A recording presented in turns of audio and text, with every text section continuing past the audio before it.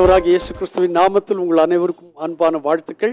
இந்த வெள்ளிக்கிழமை காலையில் நீங்கள் சுகமாயிருப்பீர்களாக, சமாதானமாயிருப்பீர்களாக, மன ரம்யமாயிருப்பீர்களாக. கர்த்தர் நல்லவர், அவர் கிருபை என்றும் உள்ளதென்று நம்முடைய வாய் இந்த காலை வேளையிலே சொல்லுவதாக, அவரை துதிப்பதாக. இந்த வெள்ளிக்கிழமை காலையில் 10 மணிக்கு சபையில் உபவாச ஜெபம் நடைபெற இருக்கிறது. அனைவரும் வந்து கலந்து கொள்ளுங்கள். உபவாச ஜெபமும் வேத வாசிப்பும் நம்முடைய சபையினுடைய வளர்ச்சிக்கும் உங்களுடைய ஆத்ம மேன்மைக்கும் மிகவும் ஒத்தாசையாக இருக்கும் என்பதில் எந்த விதமான சந்தேகமும் கிடையாது. இன்றைக்கு யாத்ராகமத்தின் புஸ்தகம் 15ஆம் அதிகாரத்தின் 2ஆம் வசனத்தை வாசிக்கிறேன். கர்த்தர் என் பலனும் என் கீதமுமானவர், அவர் எனக்கு ரட்சிப்புமானவர், அவரே என் தேவன், அவருக்கு வாசஸ்தலத்தை ஆயத்தம் பண்ணுவேன், அவரே என் தகப்பனுடைய தேவன், அவரை உயர்த்துவேன். கர்த்தரே யுத்தத்தில் வல்லவர், கர்த்தர் என்பது அவருடைய நாமம். இந்த வார்த்தைகள் மோசேயும் இஸ்ரவேல் புத்திரர் யாவரும் சேர்ந்து பாடுகிற ஒரு பாட்டு. 14ஆம் அதிகாரத்தில் ஒரு பெரிய விடுதலை தேவனாகி கர்த்தர் இஸ்ரவேல் ஜனங்களுக்கு கொடுத்தார்.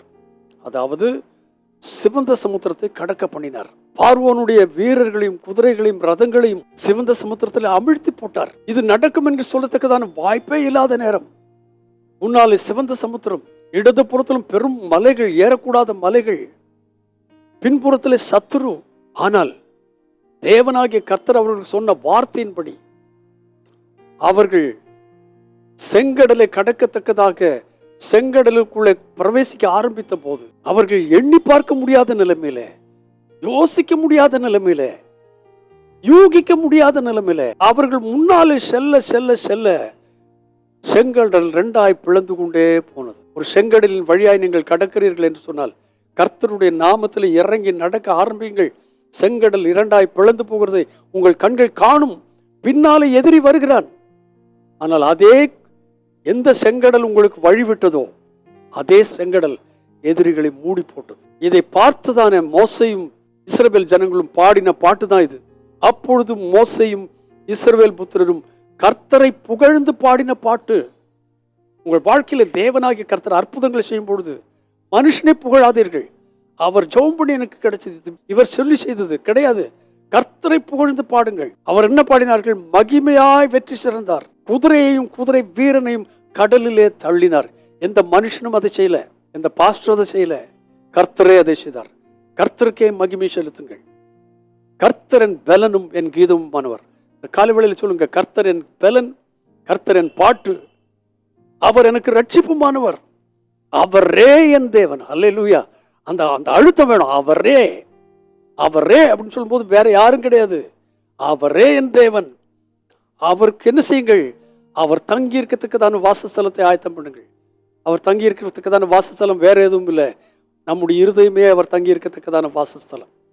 நான் உனக்குள்ளே தங்கி உனக்குள்ளே வாசமாயிருப்பேன். இந்த வார்த்தைகளினாலே தேவனாய கர்த்தர் இந்த காலை வேளையில உங்களை ஆசீர்வதிப்பாராக. உங்களுக்கு கிடைக்கிற ஒவ்வொரு ஜெயத்துக்கும் தேவனாகிய கர்த்தருக்கு நன்றி சொல்லுங்கள். அவரை புகழ்ந்து பாடுங்கள். அவருக்கே துதியையும் கனத்தையும் மகிமை செலுத்துங்கள். அவரே உங்கள் பலனும் ரட்சிப்பும் ஆயிருப்பார். பரிசுத்த பிதாவே, இயேசுவின் நாமத்தினால் இன்றைக்கு தந்த நல்வார்த்தைகளுக்காய் ஸ்தோத்திரம். நாங்கள் உண்மையே புகழ்ந்து உமக்கே நன்றி செலுத்தி உமக்கு பின்னாலே நடந்து அற்புதங்களையும் அடையாளங்களையும் எங்கள் கண்களுக்கு முன்பதாக காண, அதற்கு நாங்களும் கர்த்தாவை காரணமாய் தீர எங்களுக்கு ஒத்தாசைப்படும். நாங்கள் கண்ட அற்புதங்களை எங்கள் கண்கள் இனியும் காணத்தக்கதாக இருந்த நாளிலே ஒத்தாசை அப்படி செய்வீர் நம்பி உண்மை ஸ்தோத்திரிக்கிறோம். உபவாச ஜெபத்தை ஆசீர்வதியும், தேவநாமத்தை மகிமைப்படுத்தும். இயேசு கிறிஸ்துவின் நாமத்தில் வேண்டுகிறோம் பரிசுத்தமான நல்ல பிதாவே. ஆமென், ஆமென். அல்லேலூயா. கர்த்தர் என் பலனும் என் கீதமுமானவர், அவரே எனக்கு ரட்சிப்புமானவர். God bless you abundantly again and again and again and again. Amen.